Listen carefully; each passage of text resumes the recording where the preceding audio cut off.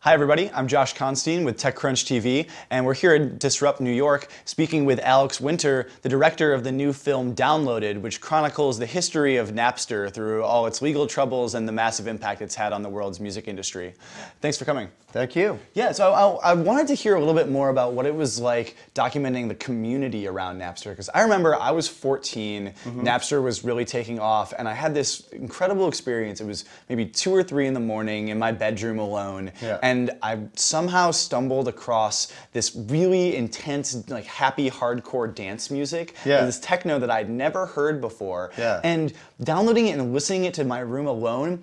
At one point I felt really alone, but then when I realized I was downloading it from all these other people, and as I searched, I just saw more and more people that had it in their libraries. I suddenly realized like there were all these people around the world probably listening to it at the same time, and it felt like even though I was alone, I was part of this real community, and that was something I couldn't have gotten if I had downloaded it from the iTunes store today.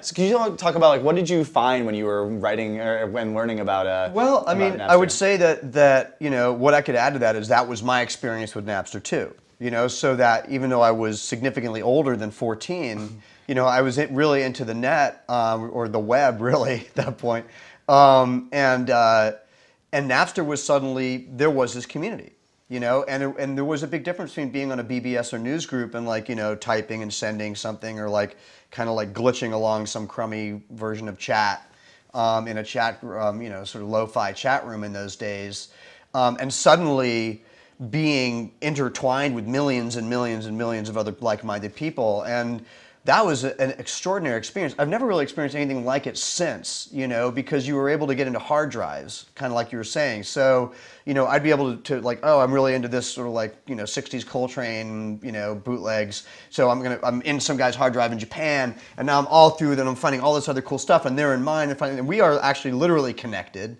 you know, and then there's a guy in Russia and someone in Finland or someone else somewhere else. So, you know, it really was that the first time for me, even though I was pretty tech savvy, that this thing called the internet really was actually something I felt I was inside a community, that it wasn't a theoretical community, that it was a literal community. And that was actually completely mind-blowing as an experience.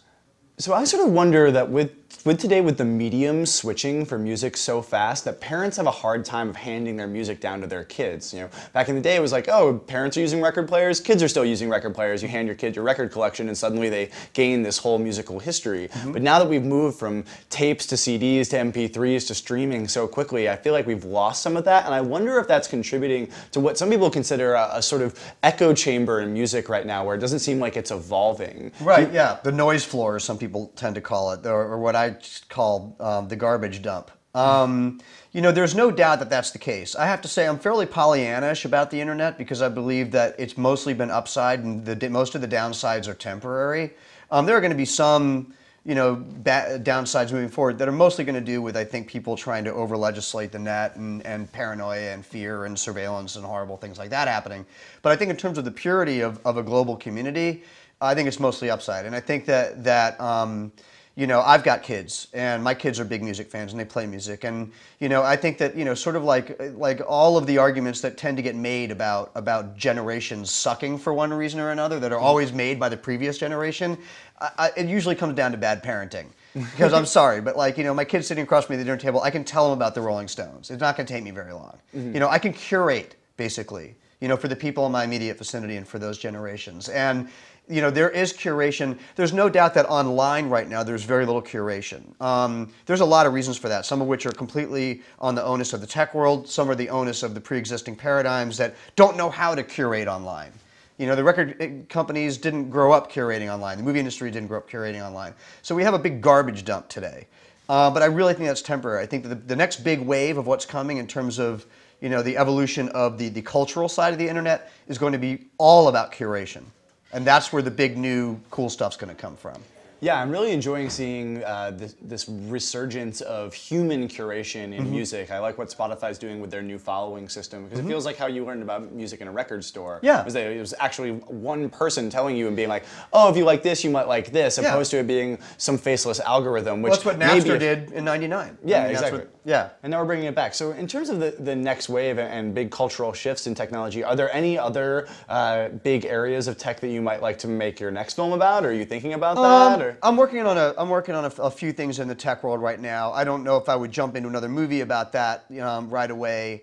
I think that things are really up in the air in that world, and I think that there are going to be some, and I'm talking still on the cultural side, because obviously there's amazing things going on in the sort of the biotech side, robotics. There's all kinds of really amazing stuff going on there. 3D printing, I think people don't quite realize what a gigantic change that's going to be to world culture once that becomes something that everyone has in their living room.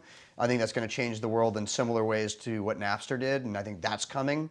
But I'm actually really excited by, if we can keep, battling it out and getting people to get educated on the cultural side. I'm really excited about where the artist stands to be in this new paradigm, where it's much easier to distribute, much easier to get your stuff out there. And once it gets more monetizable, more into development, I think we are potentially entering a golden age for artists. It's just they do stand the chance of getting screwed if we don't build this architecture properly. So now you have me thinking, if we're going to have a Napster for 3D printing, are people going to pirate or copy physical objects and then upload the templates online, and then I'm going to be able to print something else that somebody originally built as a piece of art, but now they can't get paid for it. 100%. That's a pretty wild vision, but I'm excited to see it. It's around the corner. Awesome. Yeah. Well, thank you so much for talking to me about the wild future. Awesome. Cheers. Thank you.